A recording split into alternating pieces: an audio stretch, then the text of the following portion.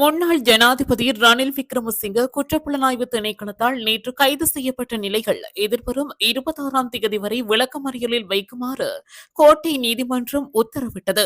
கைது செய்யப்பட்டு வெலிக்கடை சிறைச்சாலைக்கு கொண்டு செல்லப்பட்ட அவர் சிறைச்சாலை வைத்தியசாலையில் அனுமதிக்கப்பட்டுள்ளார்.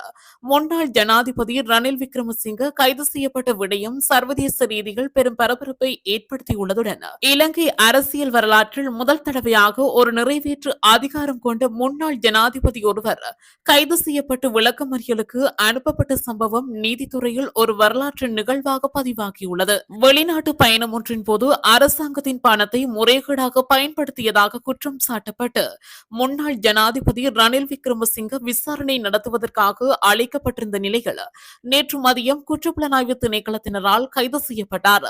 கடந்த 2023 செப்டம்பர் 22 மற்றும் 23 ஆகிய திகதிகளில் அதாவது முன்னாள் ஜனாதிபதி ரணில் விக்ரமசிங்க தனது பதவி காலத்தில் ஐக்கிய நாடுகள் பொது சபையில் கலந்து கொள்வதற்காக அமெரிக்காவின் நியூயார்க்குக்கு சென்றிருந்தார்.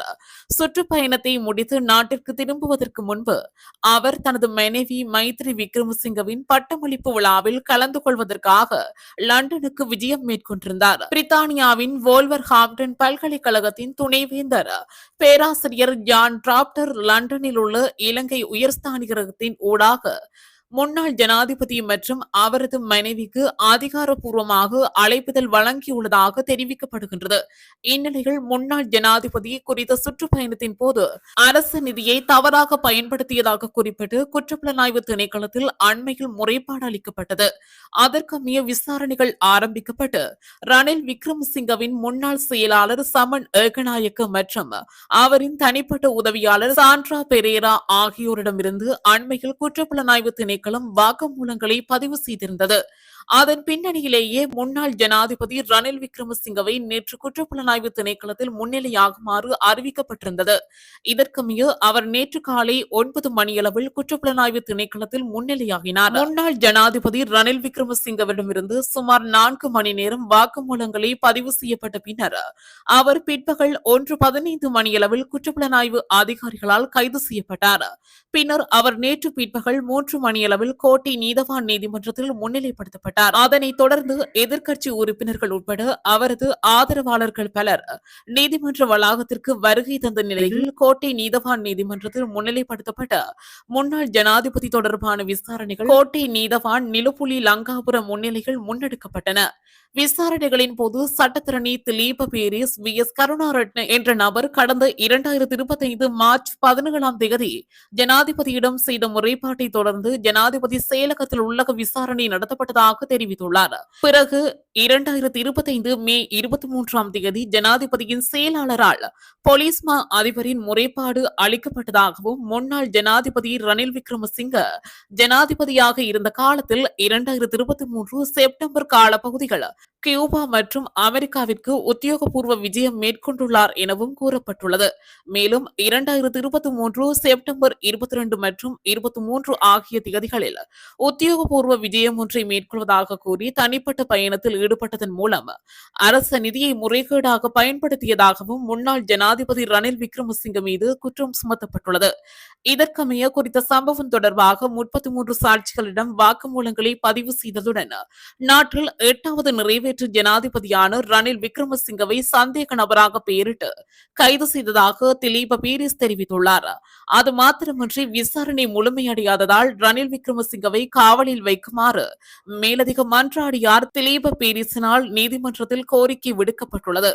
எனினும் பிரதிவாதி சார்பில் முன்னிலையான ஜனாதிபதி சட்டத்தரணி அனுஜ பிரேமரத்ன சந்தேக நபரின் உடல்நிலை மற்றும் அவரது மனைவியின் உடல்நிலையை கருத்தில் கொண்டு அவரை பிணையில் அனுமதிக்குமாறு கூறியதுடன் பல்வேறு காரணங்களையும் முன்வைத்தார்.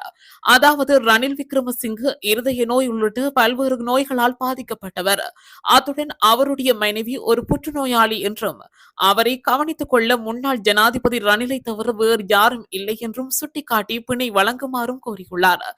இருப்பினும் மாலை 5:30 மணியளவில் நீதவான் வழக்கு தொடர்பான உத்தரவை அரை மணித்தியாலத்திற்கு ஒத்திவைக்கப்பட்ட நிலையில் நீதிமன்ற அறை வளாகத்தில் மின்சாரம் துண்டிப்பு ஏற்பட்டது. இதனை அடுத்து இரவில் மீண்டும் விசாரணைகள் முன்னெடுக்கப்பட்ட நிலையில் நேற்றிரவு 10 மணியளவில் முன்னாள் ஜனாதிபதி ரணில் விக்ரமசிங்கவை எதிர்வரும் 26ஆம் தேதி வரை விளக்கமறியலில் வைக்குமாறு நீதவான் அறிவித்தார்.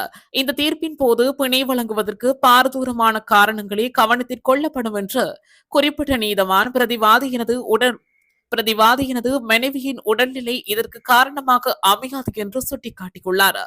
அத்துடன் ரணிலின் மீது சுமத்தப்பட்டுள்ள குற்றச்சாட்டுக்கு இணங்க அவர் லண்டன் பயணத்தின் போது பயன்படுத்திய நிதி அரச நிதியல்ல என்பதை பிரதிவாதி தரப்பு நிரூபிக்கவில்லை என்றும் சுட்டிக்காட்டிய நிலையில் நீதவான் பிணை கோரிக்கையை நிராகரித்தார். இதேவேளை இரவு 10 மணியளவில் தீர்ப்பு அறிவிக்கப்பட்ட பின்னர் வெலிக்கடை சிறைச்சாலைக்கு பலத்த பாதுகாப்புடன் அழைத்துச் செல்லப்பட்டார்.